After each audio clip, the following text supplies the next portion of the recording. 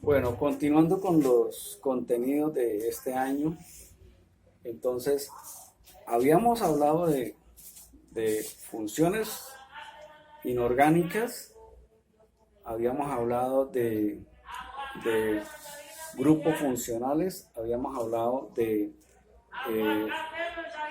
eh, fórmulas de las moléculas y habíamos hablado de los números de oxidación o electrones que se intercambian en una reacción. Entonces vamos a empezar hoy con el tema de la nomenclatura, ¿sí? Entonces, ¿qué es la nomenclatura? La nomenclatura es la forma como se van a determinar o a nombrar, ¿sí?, las moléculas que se forman en una reacción, ¿sí? Cuando yo pongo a reaccionar dos sustancias, se me va a producir una nueva. Entonces, esa nueva molécula se debe nombrar de acuerdo a una nomenclatura. Entonces, ¿qué nomenclaturas tenemos en la actualidad? ¿Sí? Entonces tenemos la sistemática, tenemos la stock, tenemos la tradicional.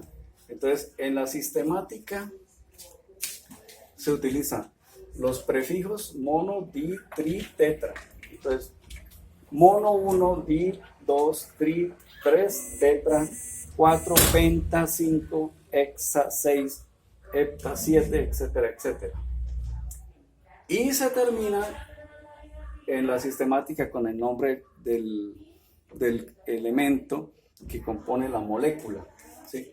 En la nomenclatura stock, entonces se utiliza el nombre del grupo funcional, por ejemplo, óxido, más el nombre del elemento, óxido de hidrógeno, óxido de calcio, óxido de magnesio, con el número romano al final del nombre.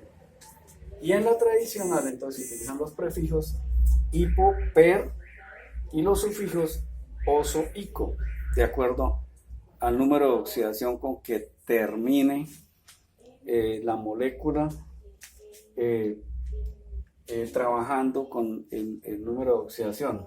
Bueno, entonces para ello entonces vamos a empezar con la formación de los compuestos. En los compuestos inorgánicos, entonces tenemos primero que todo que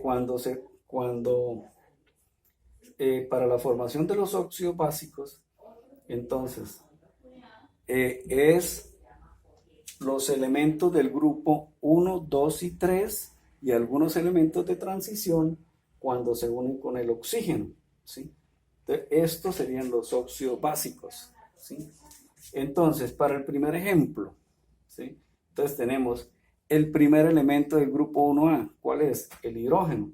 El hidrógeno siempre trabaja en estado diatómico, ¿sí? O sea que es una molécula diatómica de hidrógeno. Cuando la mezclo con el oxígeno, que es una molécula diatómica de oxígeno, estos siempre van a trabajar en números de oxidación 0, ¿sí? Se va a producir una molécula de agua. Entonces, fíjese que acá ya el número de oxidación cambia porque el hidrógeno entra a compartir electrones con el oxígeno, ¿sí? El oxígeno le quita los electrones o los comparte con el hidrógeno y queda con -2. Esto quiere decir de que el oxígeno